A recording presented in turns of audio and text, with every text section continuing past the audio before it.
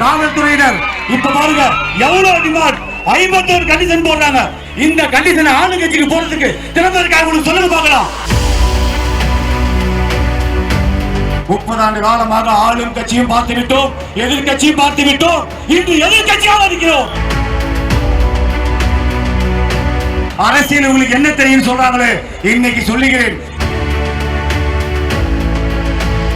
28 ஆண்டு காலமாக என் தளபதிக்காக இந்த சேலம் மாவட்டத்தில் 5000க்கு மேற்பட்ட மக்கள் இயக்க பலகை திறந்து வைத்தோம். ரசிக மன்றமாக இருந்தோம். நமக்கு நற்பணி மன்றமாக மாற்றி மோடி கொடுத்தார். மக்கள் இயக்கமாக மாறியது. இன்று உலகமே திரும்பி பார்க்கும். அவர் ஒரு மொழி என்ன பேசுவார் என்று பார்க்கும். தமிழக வெற்றி கழகத்தை நமக்காக உருவாக்கி கொடுத்திருக்கிறார். எத்தனை நல பணிகள் சேலம் மாவட்டத்தில் 2011 மாபெரும் நலத்திட்ட உதவிகள் வழங்கினோம். நீங்கள் எல்லாம் சேர்ந்து வழங்கினோம். எத்தனை ரத்த தான முகாம், வெளியில்லா விருந்தகம் சேலம் மாவட்டத்தில் 3 இடத்தில் சிறப்பாக நடைபெற்றுக் கொண்டிருக்கிறது. 5000 நாட்களை கடந்து நடந்து கொண்டிருக்கிறது. அரசு மோகன் குமாரமங்கலம் மருத்துவமனையில் இன்று வரை தமிழக வெற்றி கழகம் தான் சென்ற ஆண்டு கூட அதிக குருதிகான முகாமை ஏற்படுத்த விருது வாங்கியது. இதுபோல் உங்கள் ஒற்றுமையோடு இவ்வளவு பணிகளை செய்து கொண்டிருந்தோம். அப்படி செய்து கொண்டிருந்த காலத்தில் தான் தமிழக வெற்றி கழகம் உருவாகியது. அது இந்த சேலம் மாவட்டம் 11 தொகுதி கொண்ட மாவட்டத்தை நிர்வாக வளர்ச்சிக்காக 5 மாவட்டமாக பிரித்தார்கள். நான் எல்லாம் சாதாரண தொண்டனாக இருந்தேன். எனக்கு சினிமாவில் வாய்ப்பு கொடுத்து 15-20 படங்களை நடிக்க வைத்தார் என் கழக தலைவர் தளபதி. இன்று நடிகர் சங்கத்தில் உறுப்பினராக இருக்கிறேன், புலிசர் சங்கத்தில் உறுப்பினராக இருக்கிறேன், டிஸ்ட்ரிபியூட்டர் உறுப்பினராக இருக்கிறேன். ஒரு தொண்டனை எப்படி உருவாக்க வேண்டும் என்று இந்த தளபதிக்கு தான் தெரியும். அதே போல் நம்மளோடு நம்முடன் இருப்பவர்தான் ஒருத்தர் முதலமைச்சராக வேண்டும்.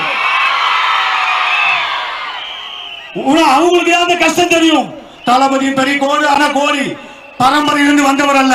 கஷ்டங்களையும் அவமானங்களையும் அசையங்களையும் பட்டுதான் இந்த நிலைக்கு இருக்கிறார். அப்படி பார்க்கும்போது உனக்கு என்ன தேவை, இந்த ஏழைகளுக்கு தேவை என்பதை அவரால் தான் யூகிக்க முடியும். அவரால் தான் முதலமைச்சராக இருக்க முடியும். நம்மில் ஒருவர் முதலமைச்சராக இருக்க வேண்டும். அப்படியெல்லாம் உழைத்து 5 மாவட்டங்களாக பிரிக்கும் பொழுது சீமான்கள் பணக்காரர்கள் கோடி கோடியாக கொட்டிகள் என்று சொல்லும் போதும் என் கழக தலைவரும் தளபதி அவர்களும் என்னை மாவட்ட செயலராக்கினார்.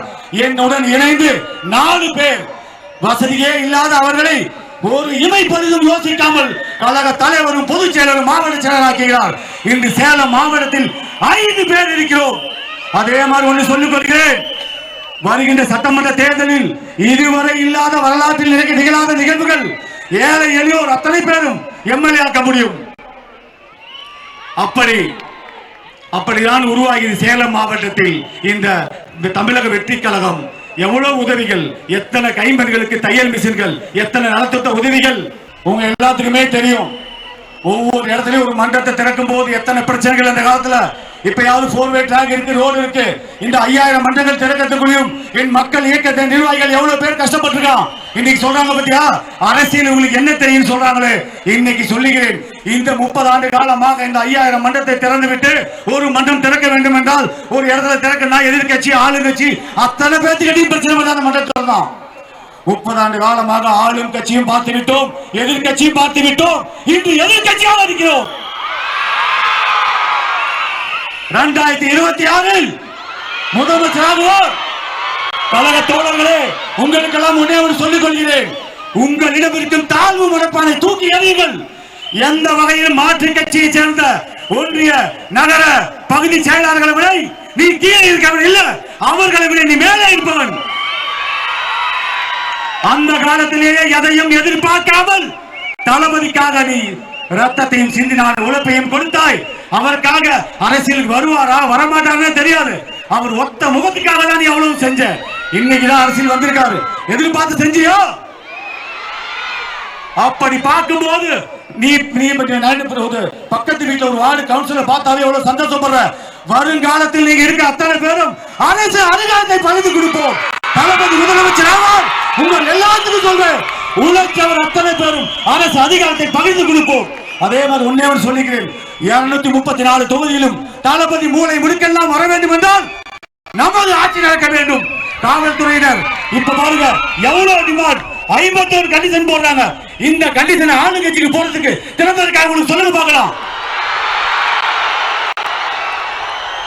ஆளும் கட்சி மாநாட்டுல கூட இத்தனை ஆம்புலன்ஸ் வண்டி இல்ல, இத்தனை மருத்துவர் இல்ல, டாய்லெட் பாத்ரூம் குடிநீர் அவ்வளவு ஏற்பாடு பண்ணிருக்கோம். எல்லா கட்சிக்கும் முன் உதாரணமா செஞ்சிருக்கோம். நன்றி, வணக்கம். செய்திகளை உடனுக்குடன் தெரிந்து கொள்ள கீழ்கண்ட கேபிள் மற்றும் டிடிஎச் நெட்வொர்க்குகளில் எம்நாடு செய்தி தொலைக்காட்சியை காணுங்கள். பாதகம் செய்பவரை கண்டால் நாம் பயம் கொள்ளலாகாது பாப்பா. மோதி மிதித்து விடு பாப்பா, அவர் முகத்தில் உமிழ்ந்து விடு பாப்பா. அண்மை செய்திகளை உடனுக்குடன் தெரிந்து கொள்ள இணைந்திருங்கள் எம்நாடு தொலைக்காட்சியுடன்.